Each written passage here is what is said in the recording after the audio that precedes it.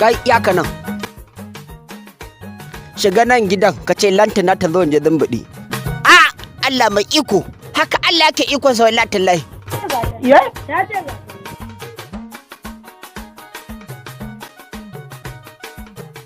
Idan baiwar Allah nan ta yadda da ni zan ji daɗi.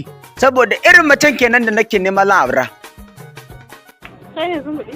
Ni ne Zumbudi mai zumbudo zafafan kalaman soyayya zamani dan zana jarabawar sace zuciya Zumbudi ɗaya budurwa. Wato lantana ki kula ki leka likitan lutube ban lokutan littafin lalata lambun lamban lotan lambotin din nutsuwata. Za a miki hailatin ɗaya da nake bata lokuta akan ki. No ni fa kwanan nan zan noma numfahin na tun watan Nuwamba nuna mutuwa akan ki. Ke shi yasa na sai da keke na. So nake na kintsa na kantsa muku kuyan kebe kangon kayan kukan kakan kidan kode kadan na zamu je a miki kido.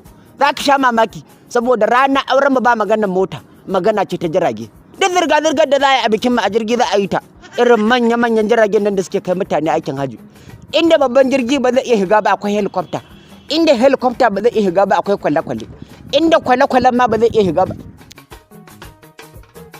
Da ka tsaya da na karya maka kafar baya.